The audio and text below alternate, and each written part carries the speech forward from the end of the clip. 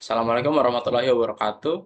Perkenalkan, nama saya Faisal Ramadan, asal kelas Meteorologi 4A, NPT 11220013. Di sini saya akan mengerjakan beberapa soal untuk ujian akhir semester Meteorologi Tropis. Untuk soal pertama, jelaskan cara identifikasi ketinggian boundary layer dengan analisis profil vertikal suhu udara, suhu potensial, angin, dan kelembapan.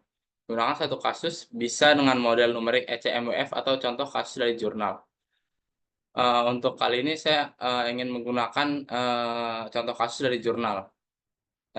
Untuk jurnal sendiri, jurnal dengan judul karakteristik ketinggian atmosferik boundary layer Indonesia Timur dengan data radiosonde, yang ditulis oleh Johannes Steven dan Muhammad Arif Munandar dari alumni STMKG juga. Sebelum membahas jurnal ini, saya akan menjelaskan terlebih dahulu apa itu ABL atau Atmospheric Boundary Layer. Atmospheric boundary layer adalah lapisan paling bawah atmosfer yang dicirikan dengan adanya turbulensi yang terbentuk sebagai akibat dari interaksi antara atmosfer dengan permukaan dalam jangka waktu kurang dari 1 hari. Ketinggian ABL sendiri bervariasi terhadap ruang dan waktu, sehingga dalam pendugaan ketinggian ABL digunakan variasi diurnal dari profil vertikal suhu, kelembapan, dan angin. Pemanasan permukaan menyebabkan lapisan termal naik dari permukaan yang menghasilkan turbulensi. Gaya gesek permukaan yang menyebabkan angin dekat permukaan lebih lambat daripada angin pada lapisan yang lebih atas, juga menghasilkan turbulensi. Turbulensi dihasilkan oleh proses pencampuran suhu potensial dekat permukaan yang nilainya relatif lebih rendah dengan suhu potensial dari ketinggian tertentu yang nilainya lebih tinggi. Dengan demikian, profil suhu potensial dapat digunakan untuk menentukan ketebalan atau ketinggian boundary layer. Pada jurnal ini, data yang digunakan adalah data udara atas yang berupa data radiosonde dari Stasiun Meteorologi Hasanuddin Makassar, Stasiun Meteorologi Samratulangi Manado, Stasiun Meteorologi El Tari Kupang, Stasiun Meteorologi Patimura Ambon, Stasiun Meteorologi Frans Kaisepo Biak, dan Stasiun Meteorologi Mopah Merauke pada tahun 2010, 2013, dan 2015 pada bulan DJF atau Desember, Januari, Februari dan JJA Juni, Juli, Agustus pada jam 00 UTC dan 12 UTC. Metode yang digunakan dalam penelitian ini adalah analisis profil vertikal tiap unsur berdasarkan data ketinggian. Untuk mendeskripsikan data radiosonde, karakter ABL yang dikaji dalam penelitian ini terdiri dari parameter suhu, suhu potensial, kecepatan angin, dan kelembapan spesifik. Parameter tersebut kemudian diolah untuk menentukan profil vertikalnya. Dari profil vertikalnya dapat dilihat di mana bagian-bagian dari ABL, yaitu mixing layer, stable boundary layer, dan residual layer. Mixing layer dan residual layer dapat diidentifikasi dari adanya daerah turbulen, dan batas atasnya dapat dilihat dari perubahan nilai-nilai variabel terhadap ketinggian yang terjadi di tiap unsur dari data radiosonde.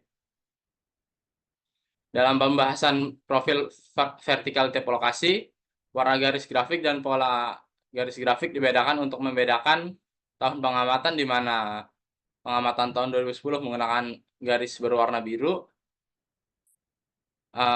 lalu 2013 menggunakan warna hitam, dan 2015 menggunakan warna merah. Dari banyaknya data yang ada di jurnal yang saya sebutkan, saya hanya akan mengambil satu contoh saja, yaitu dengan data radiosonde dari Stasiun Meteorologi Patimura Ambon. Dari tabel berikut dapat terlihat bahwa karakteristik ABL di Ambon pada jam 00 UTC dan jam 12 UTC memiliki perbedaan. Dilihat dari profil suhu dan suhu potensial dari Stasiun Meteorologi Ambon, rata-rata suhu dengan nilai maksimum per lapisan terjadi pada jam pengamatan 00 UTC di periode bulan DJF. Dalam kondisi tersebut, gaya apung yang terjadi akan maksimum, sehingga semakin tinggi suhu di dekat permukaan, gaya apung akan semakin kuat, sehingga atmospheric boundary layer semakin tinggi. Untuk selanjutnya, jelaskan cara interpretasi gambar untuk monitoring tropical wave tersebut dengan memperhatikan nilai dan parameter. Dari gambar di sini dapat kita lihat terdapat frekuensi di kiri sini pada sumbu vertikal kiri satuan dalam siklus per hari atau cycles per day CPD disingkatnya. Nilai-nilai frekuensi rendah di bagian bawah diagram menunjukkan gelombang dengan periode yang panjang, sedangkan frekuensi tinggi di bagian atas diagram menunjukkan gelombang dengan periode yang pendek. Lalu ada zonal wave number atau bilangan angka gelombang zonal terletak pada di bawah sini. Nilai negatif W menunjukkan gelombang yang bergerak ke arah barat atau kiri, dan gelombang positif E menunjuk ke arah timur atau kanan. Lalu terdapat garis putus-putus di sini yang menunjukkan periode gelombang dalam hari dari 3 hari, 6 hari, dan 30 hari. Garis hitam melengkung ini menunjukkan dispersi gelombang Rossby ekuatorial.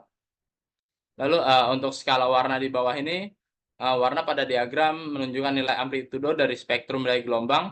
Warna yang lebih terang seperti merah dan oranye menunjukkan amplitudo yang lebih tinggi, sedangkan warna yang lebih gelap menunjukkan amplitudo yang lebih rendah.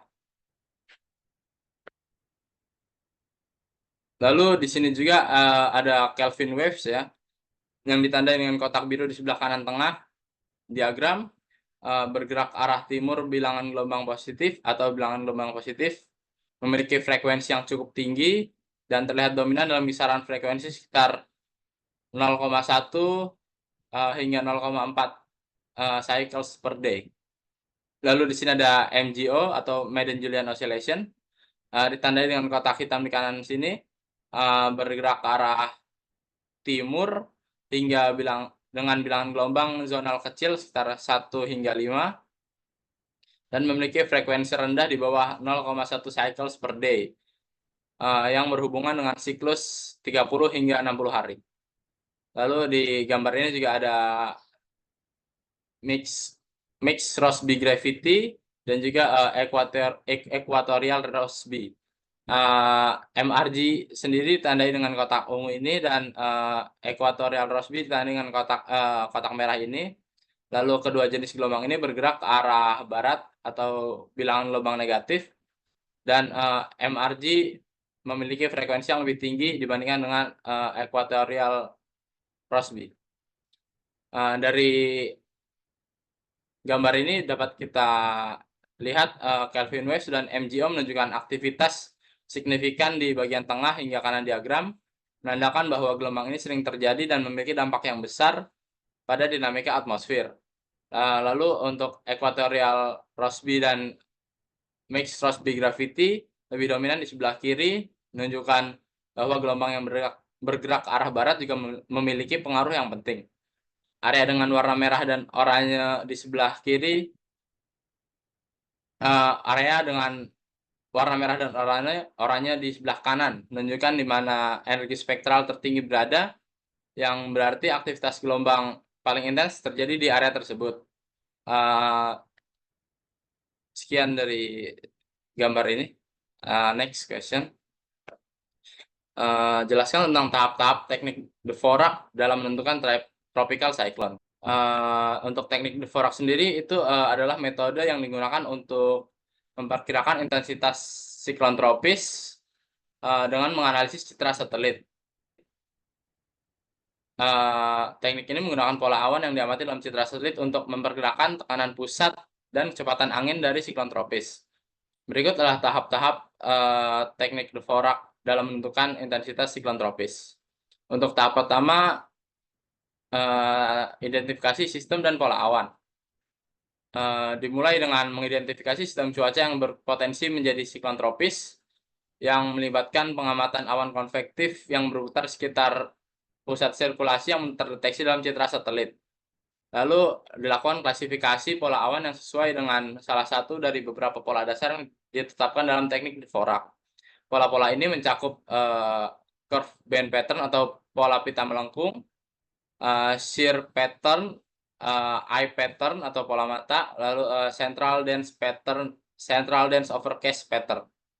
Lalu untuk tahap 2, ada pengukuran fitur kunci, di mana untuk tiap-tiap pola tadi, memiliki caranya masing-masing, yaitu contohnya curve band pattern memiliki cara dengan mengukur panjang pita awan yang melengkung menuju pusat. Panjang pita diukur dalam deret derajat lingkaran penuh. Lalu untuk shear pattern dengan mengukur jarak antara pusat sirkulasi dan konveksi utama, di mana penentuan intensitas dilakukan berdasarkan jarak dan distribusi awan. Lalu untuk eye pattern dengan mengukur diameter mata dan bandingkan suhu puncak awan di dalam mata dengan suhu puncak awan di cincin sekitar mata. Lalu central dense overcast pattern dengan cara mengukur luas dan bentuk dari pattern itu sendiri serta distribusi suhu awan di dalam pattern tersebut. Lalu ada tahap 3, yaitu penentuan T-number, di mana untuk pola pita melengkung itu dibandingkan panjang pita melengkung dengan tabel intensitas yang telah ditetapkan untuk menentukan tropical number. Misalnya pita yang melengkung 0,5 setengah lingkaran penuh mungkin memiliki T-number sekitar 2,5. Lalu untuk pola lain bisa melihat tabel T-number-nya masing-masing. Lalu untuk tahap keempatnya itu penyesuaian dan verifikasi, di mana pengamat mungkin membuat penyesuaian subjektif terhadap T-number berdasarkan pengalaman dan pengetahuan tentang siklon tropis serta kondisi atmosfer di sekitar. Lalu T-number tidak boleh naik atau turun terlalu cepat dari analisis sebelumnya. Biasanya perubahan maksimum yang diperbolehkan adalah 1 T-number per 24 jam. Lalu T-number yang diperoleh dibandingkan dengan data dari sumber lain seperti pengamatan pesawat pengintai atau pengamatan permukaan ataupun model numerik. Lalu selanjutnya T-number tersebut pada tahap 5 ini dikonversi ke intensitas, yaitu menggunakan tabel konversi untuk mengubah T-number menjadi kecepatan angin maksimum yang berkelanjutan. Lalu setelah itu T-number juga digunakan untuk dikonversi ke penentuan tekanan pusat, di mana digunakan tabel konversi untuk mengubah T-number menjadi tekanan pusat.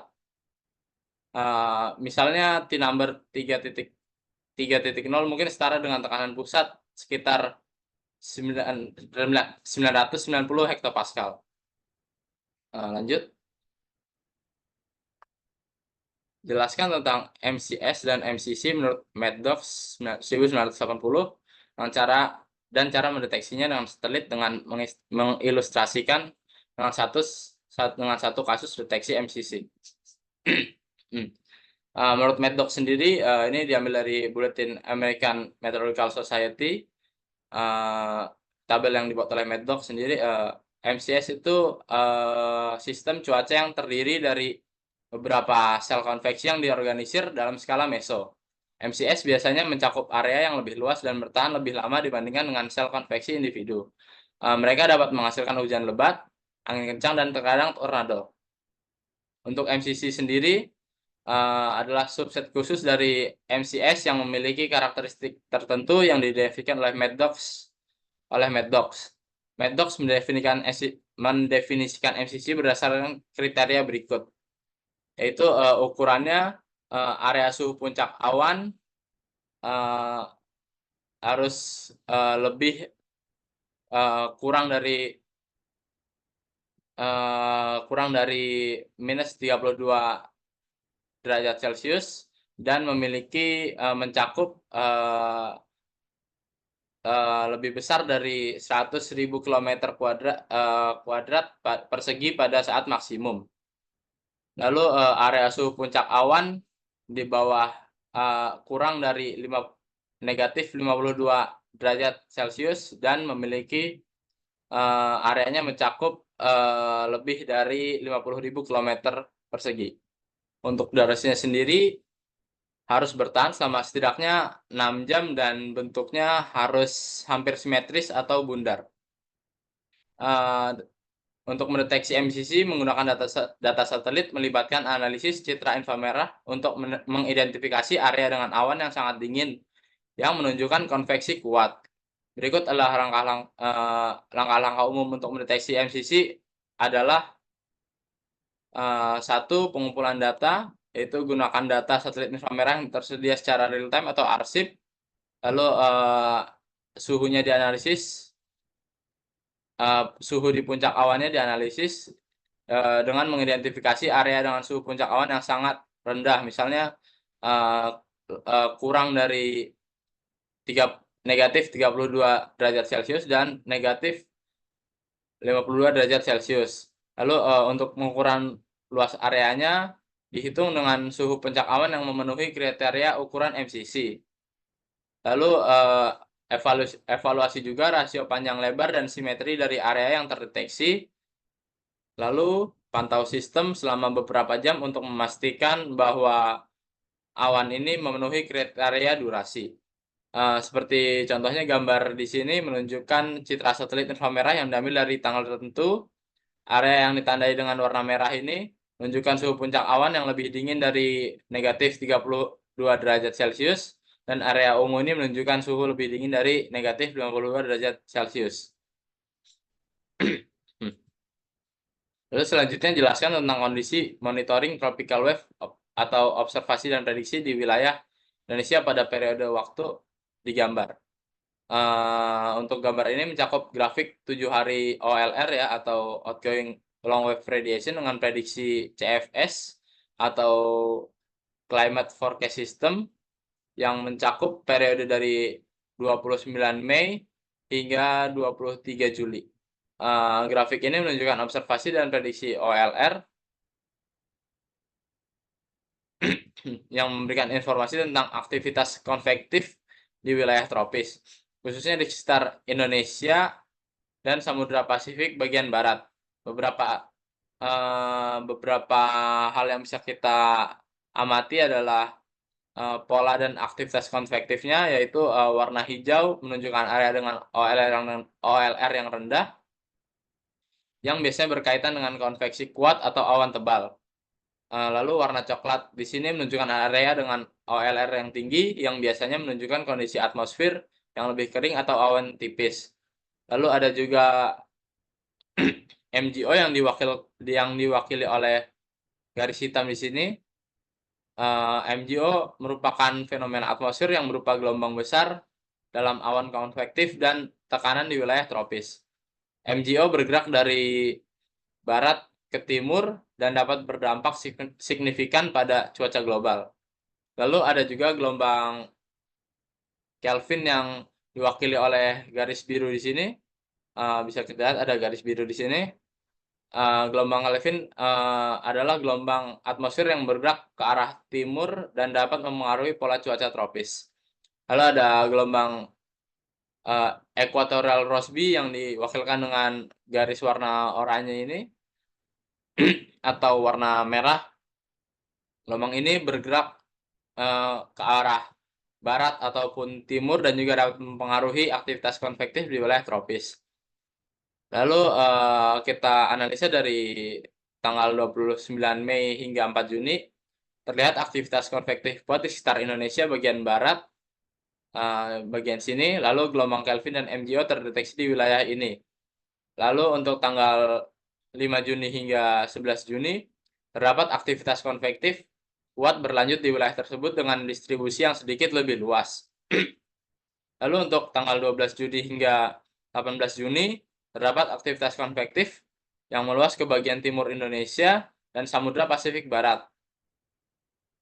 Lalu tanggal 19 Juni hingga 25 Juni, terdapat aktivitas konvektif tetap intens di wilayah yang sama tetapi dengan sedikit pengurangan intensitas. Lalu di sini ada prediksinya ya. Pada tanggal 26 Juni hingga 2 Juli, prediksi menunjukkan aktivitas konvektif kuat di bagian utara Indonesia dan Samudra Pasifik bagian barat. Lalu pada tanggal 3 Juli hingga 9 Juli, terdapat aktivitas konvektif yang diprediksi berlanjut dengan sedikit pergeseran ke arah timur. Lalu pada 10 Juli hingga 16 Juli, Aktivitas konvektif diperkirakan menurun di wilayah ini dengan OLR yang lebih tinggi, atau ya bisa diwakili dengan warna coklat ini. Lalu pada 17 Juli, terdapat aktivitas konvektif yang diprediksi kembali meningkat di beberapa bagian Indonesia dan Samudra Pasifik Barat. Eee, jadi pada grafik ini menunjukkan adanya pola aktivitas konvektif yang bervariasi di wilayah Indonesia dan Samudra Pasifik Barat dalam periode observasi dan prediksi. Lalu peran MGO, Kelvin Wave, dan Equatorial Rossby berperan dalam mempengaruhi pola konvektif yang diamati dan diprediksi di wilayah ini. Lalu prediksi menunjukkan adanya fluktuasi dalam aktivitas konvektif yang sejalan dengan pergeseran atau pergerakan antara MGO, gelombang Kelvin, dan gelombang Equatorial Rossby. Ya, ini gambar yang lebih jelasnya. Terima kasih. Sekian dari saya. Wassalamualaikum warahmatullahi wabarakatuh.